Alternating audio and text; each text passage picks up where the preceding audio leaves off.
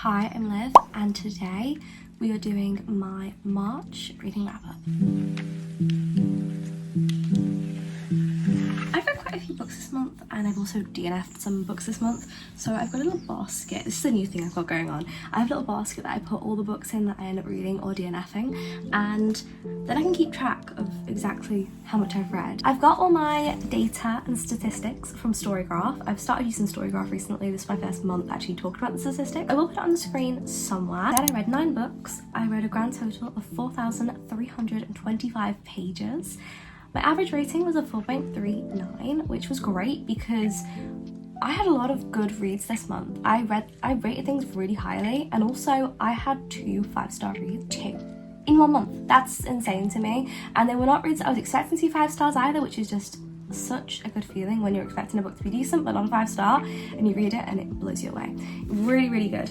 My average time to finish was 3 days, and my average book length was 411 pages. All the books I read were fiction. I had some romance, some fantasy, contemporary, young adult, and crime, and I had 89% of the books being physical copies and 11% being digital copies. Now that we've said all the statistics, we're going to actually talk about each book individually, and I'm going to give you my ratings and everything that I have personally written down on my little tracker that I do every year. The first book I ended up reading this month was a very highly anticipated book, and this was Onyx Storm by Rebecca Yarros. This is the next book in the Fourth Wing series, or the Empyrean series. I did like this book, and I feel like that's a very unpopular opinion right now. I ended up giving this book a 4.5 star, and I liked it. So this book was about Violet and her crew, and I say her crew, like her friends basically, and some other people.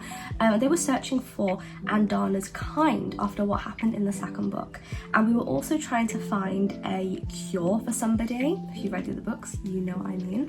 And to avoid Vanen basically from trying to attack them. They were trying to avoid them at all costs because they are dangerous and they're getting more powerful. So that was the basis of the book. Overall, I did enjoy it. I felt like the character development was good in this book. I thought that was definitely a focus point. Written here, the pacing was really good, plot was decent. I did like Xaden and Violet's relationship in this book. I'd say that this book could potentially have had like their strongest like connection out of all of them. I felt like their connection was really weak in Iron Flame, and that's why I didn't like it as much. But this one, I felt like the connection was pretty strong and pretty much like really present throughout the book. Andana's story made me tear up, and I did cry a little bit. I loved Tarn. He was sassy as always, and he was my favourite. My favourite characters in this book was Violet, Xaden, Riddick, Tarn, and Andana.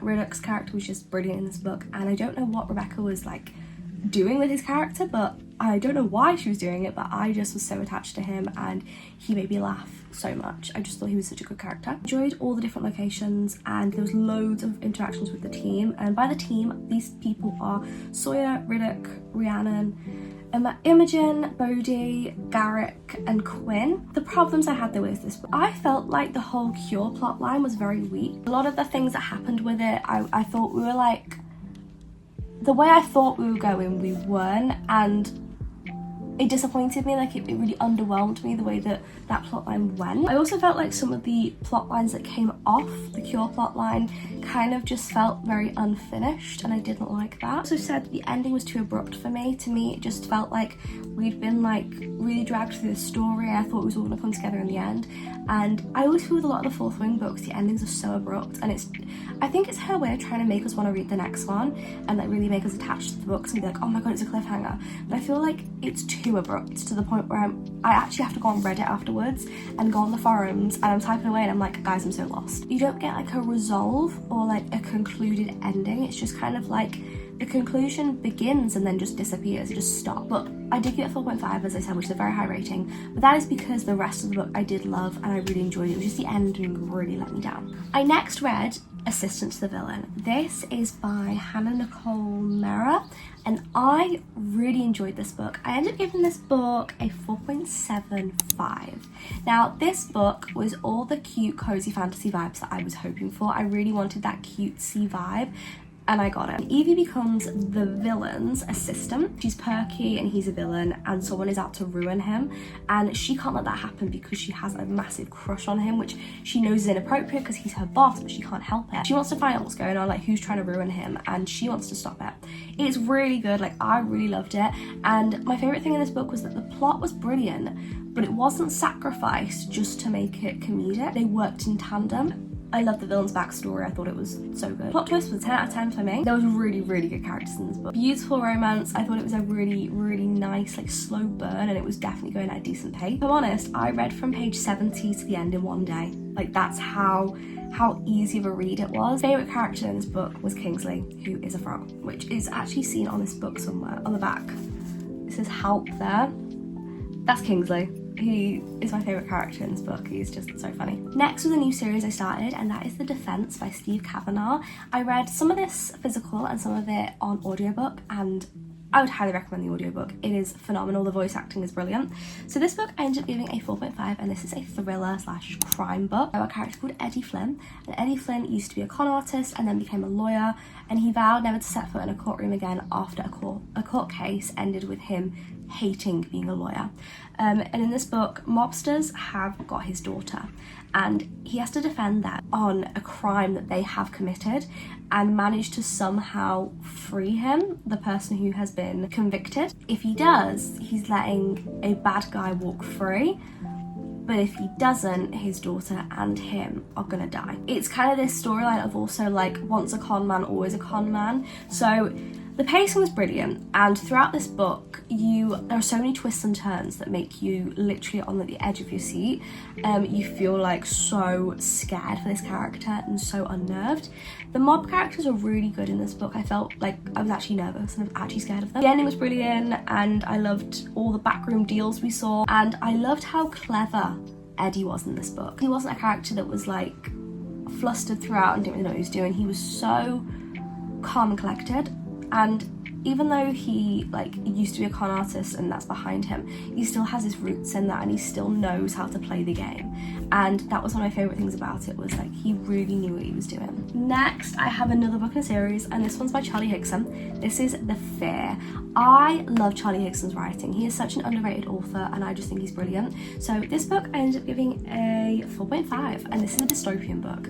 So this book is the zombie books I always bang on about. All the people over the age of 14 get this virus, turn them into zombies, and now these zombies, who are like the adults and the parents and things, they're after these children and trying to eat them. They're getting clever. So this book I loved. This was the third book in the Enemy series. I said here that it was following 3 interconnecting plots that were relatively easy to follow, and I loved how they all connected really well. This is the only book, in my opinion, that the plots all really connected, and I was so hooked. And there was definitely more gore than the other 2 books. A lot of sad perspectives from zombies, also remembering their old lives, really got to me, and it made me really like get more attached to this book, and it was very violent. So in this book we're following once again a character from the previous book. It's always like just one of like the side characters from the last book will then follow in the next book. So this book, it was very high stakes, and once again it was like the kids trying to survive, basically try and make alliances with other kids, and it was really good. It was done well. It followed on from the second book, so it's really hard to talk about this series without explaining like the whole plot line, but it was really, really good. It was written very well. I felt like it was very much more emotional, this book. So we have like moments where the team are out looking for like they're scavenging for food, or you've got them trying to defend themselves against zombies. I loved all those moments. I felt like in this book it was very much more high stakes. Kids were definitely getting more violent, and we're seeing how this has like really took a toll on them all, like their morals, basically. My first 5-star read of this month, Wildside. Can you believe it? I gave Wildside a 5-star. I gave Wild Love a 5-star as well. Elsie Silver has really got some bangers going out there. She is really like, she's really, what's this meant to mean? She's doing her thing, basically, and I'm meeting it up. Book, we have our 2 characters, Tabitha and Reese, and Tabitha and Reese hate each other. It's simple as they really dislike each other. How these people know each other? Reese owns like a house, he like lets it to people, and this girl called Erica ends up renting it. Now, Erica's sister is Tabitha, And Erica has a lot of addictions and she struggles a lot with money, and so she never settles down, but she has to settle down because she has had an unexpected pregnancy and she has to look after Milo. Now, Tabitha is somebody who adores Milo. She loves her sister and she wants to do everything she can to make her life easier, and she'll always be there for her no matter what. And Reese also loves Milo. He is always there to look after him. However, when an accident happens, Erica ends up passing away, first chapter, and Milo's custody is up for, well, it's up in the air. We don't know what's going to happen. Reese has got custody of Milo and we don't know why, and Tabitha is fuming. She is so confused on why somebody who isn't family has got custody over Milo, and more importantly, why somebody who doesn't see Milo would have him. This is where I have to explain that Erica has told these two different people lies about each person. So she has told Tabitha that Reese is a horrible person and he is basically kicked her out on the streets, whereas she has told Reese that Tabitha has disowned her and hates her and doesn't see Milo ever. Both people hate each other and they are thinking the worst of one another, and they can't stand each other, but they're trying to work together to try and make this transition as easy for Milo as possible because his mother has passed away. And how do you explain that to a 2-year-old? The solution they come up with is that Reese and Tabitha end up getting married, and it's a marriage of convenience, and this is so that Reese can stay in Canada even though he doesn't have a Canadian citizenship, and Tabitha can continue to be the guardian of Milo and look after him. Throughout this book, oh my god, it was so good. I mean, I cried so much. This book, we see a lot of things to do with Reese and how he really comes from like a broken background and a broken lifestyle, and he's a very passionate person. Whilst Tabitha is a people pleaser, she really wants to do things to make everyone else happy, and she kind of puts her own happiness on the back burner. She don't really try and make herself happy, she just wants the best for other people. Reese's job is a big topic in this book. Reese is a wrestler, and so that's probably why I adore this book so much. As a kid, and still to this day, I've adored WWE wrestling. It has been something that I have always loved. It's something me and my dad loved, and we've always watched it. We went to WrestleMania together and everything, and my mum, and I've always adored it. It's always been something I'm interested in. I follow all my favourite wrestlers on Instagram. I love wrestling so much, and so to have this guy be a wrestler, as you can imagine, that was just like HiI'mLiv obsessed.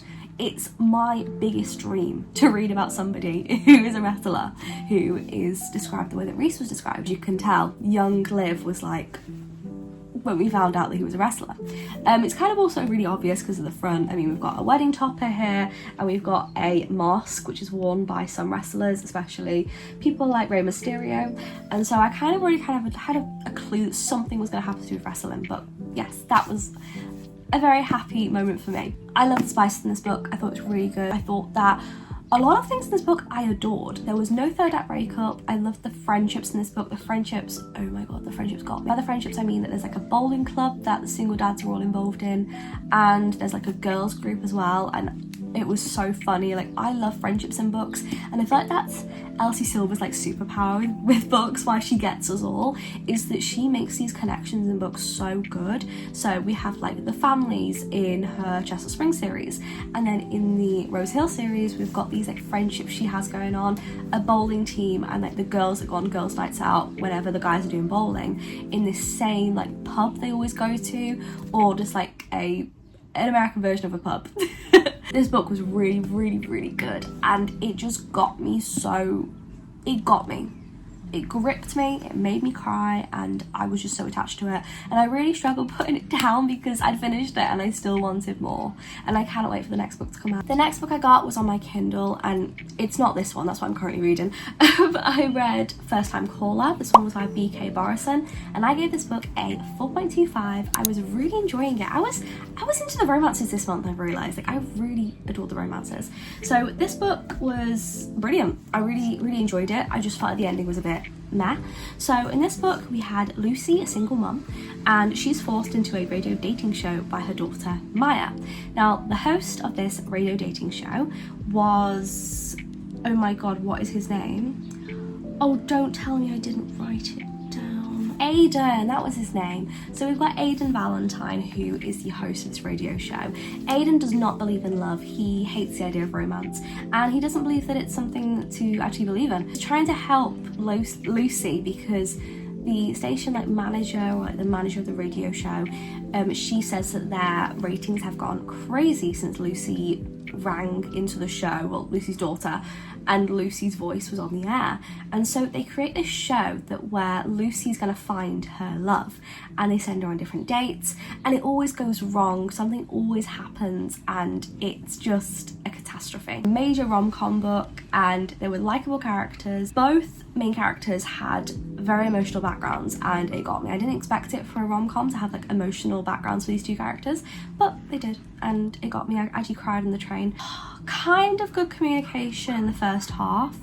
The second half, the communication kind of went to crap a bit. I'd say that also the admitting feelings and stuff was pretty decent in the first half, but it went a bit weird in the second. The flirting was just it gave me the butterflies. I loved it. I thought the spice was written so unique. I'm used to spice being written the same way in every book, and this book, I don't know how that she did this, but the spice was so unique to the book. We were talking, and how am I going to say this?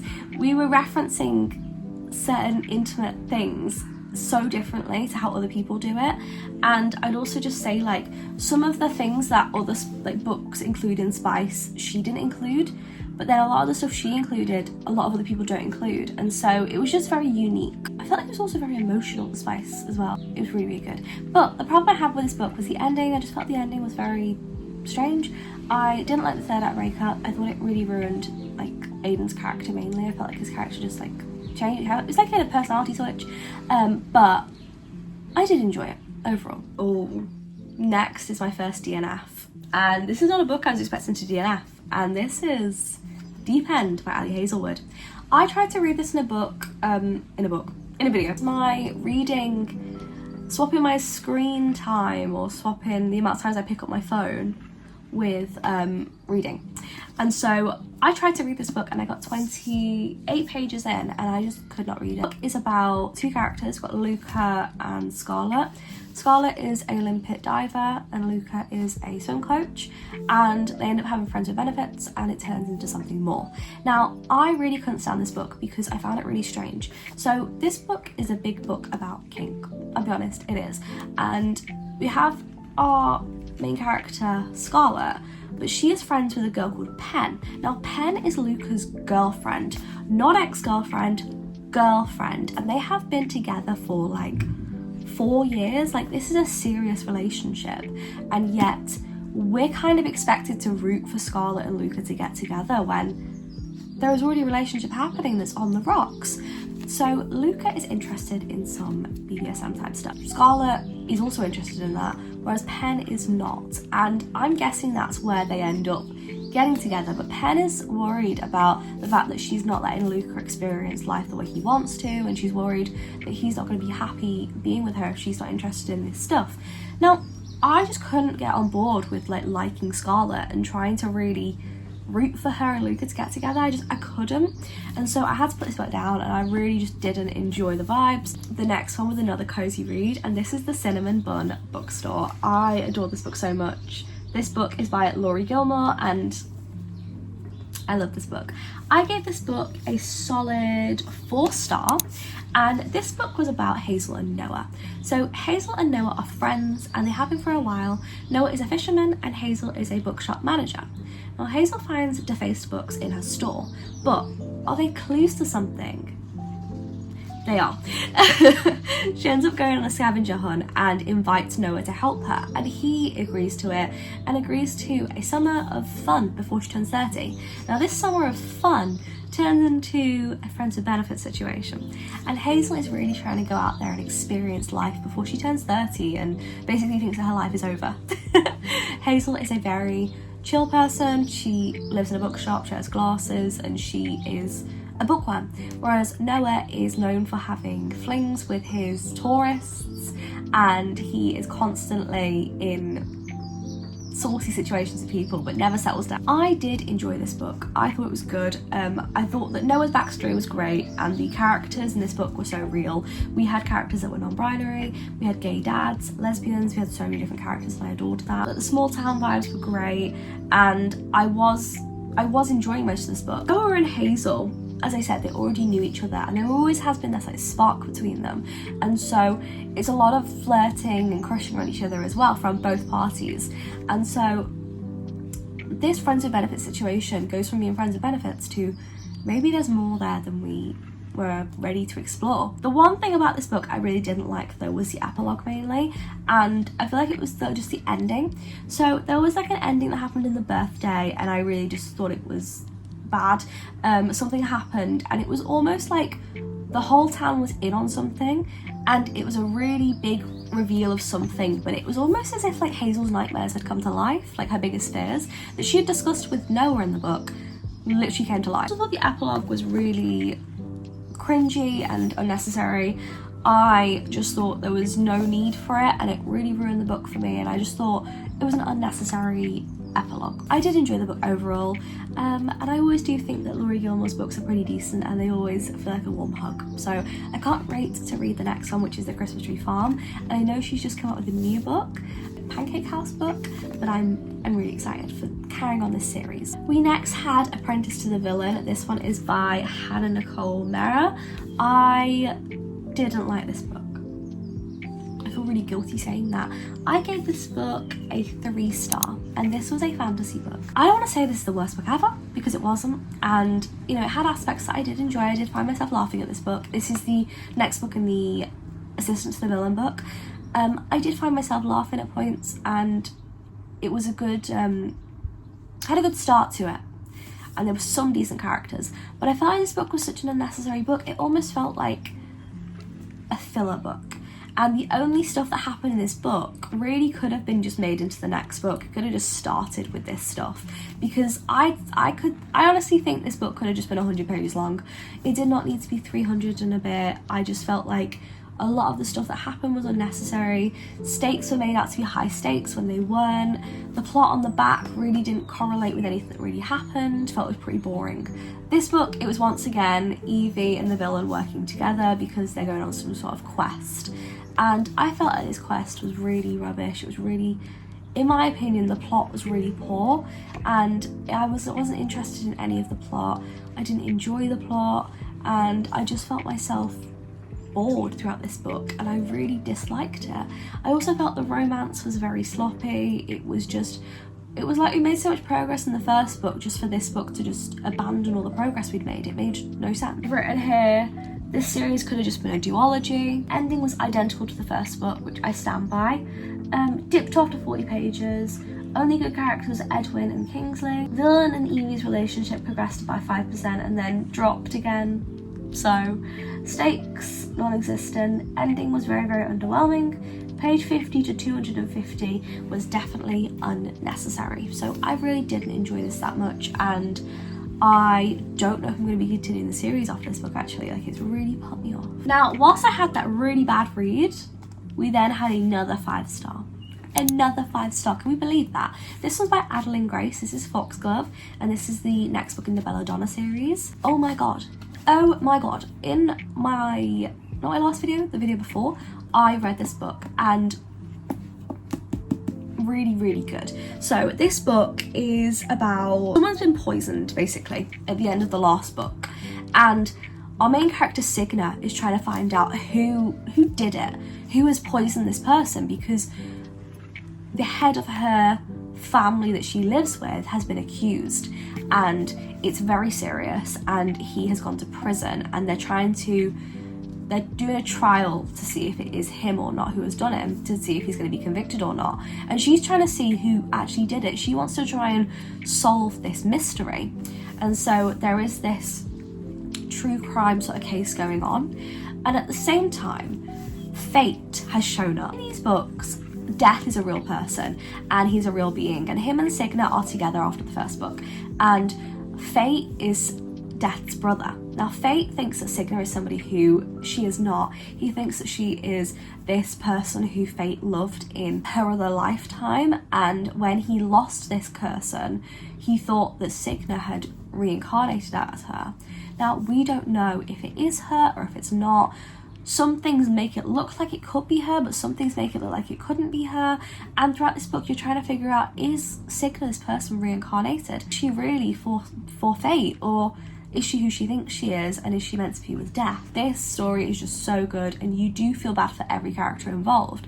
By every character I mean you feel bad for Blythe, you feel bad for Fate, because Fate is just wanting to find the love of his life again. You feel bad for Death, having to watch all this happen. It is such a good book with so many things happening. One of my favourite semi-plots, like side plots, was the fact that Signa can see ghosts, and she, in this book, helps a lot of ghosts. They're dead, and the fact that they need to move on to the afterlife or they will be forever stuck in limbo. She helps a lot of people with this, and it is so emotional. A lot of these like interactions she has with ghosts who have no idea they're dead, and I did find myself welling up a lot, and I just thought it was done very well. I also felt like I loved Fate. I loved his character. He was really interesting and sassy, and I thought it was written very well. There's also sort of like deals that are made in this book. So for instance, Signa makes deals with Fate so he can help her, but at the same time she has to help him, and like, is it safe to make deals with Fate? Like, there's loads of stuff going on, and it was written so well. I would highly recommend this series. It's so underrated, and the next book is already out, Wisteria, but I'm waiting for the paperback, which I pre-ordered, which comes out in June. Have we got much left? Oh, we've got one book left. So the next book was a DNF. I'm really sorry, it was. So the next book I read was by Lucy Score, and this was Story of My Life, and I got to page 140, which is actually quite far in a book. I read this on my Kindle as well, and I really disliked it. I could not get into this book. So this book was about, we have our female main character who is an author, and she is a struggling author. She has just lost her apartment, she has lost her job, and she is trying to figure out what she's going to write about. And she moves to this small town that she finds, thinking that she can write a small town romance about a guy there who is basically like the town hero. She meets him, and he is nothing like she thought he'd be. He is rude, he is grumbly, and he is a grumpy guy, but for no reason. And she is trying to make a story about him and some heroine that she's going to come up with.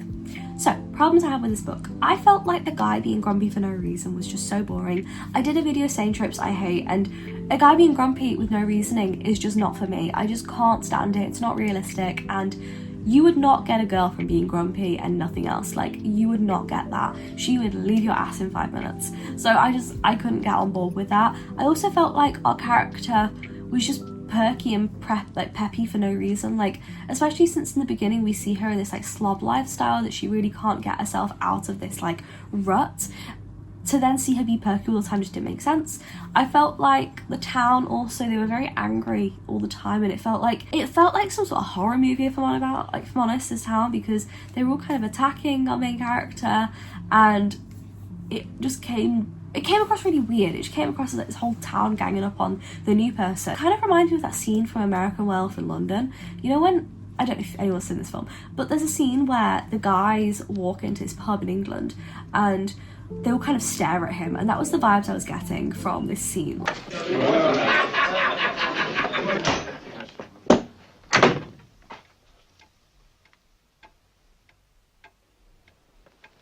Hello. Like, just these awkward vibes of like a town that doesn't like outsiders. Some of the descriptions really put me off as well. Like, our female main character had brown eyes, and the male character described them as eyes like that of the forest floor. All I could think was that you are describing our brown eyes as mud. Mud. That is what you're comparing it to. And I was just like, what? And so that put me off, and also the fact that we talked about teenagers in a weird way. So there's a waitress, or a waiter, that was described in this book who was serving our female main character and her friend, and the friend was kind of hitting on him, and our female main character was like, don't hit on him, he's a teenager. And I was like, a teenager? Like, yay, maybe he's 19 or something, but when you hear the word teenager, you think of like high school teenager and stuff, and it just rubbed me the wrong way. I also didn't like the way that our male character talked about one of his like nieces or something. He kind of described them in a way that was really strange. Like she was a young girl and he was like, she was like really pretty and conventionally attractive, like all the boys will be after her when she grows up. And I was just kind of like, what? That's so creepy. Yeah, I'm on 1%, so thank you for watching. I'll see you.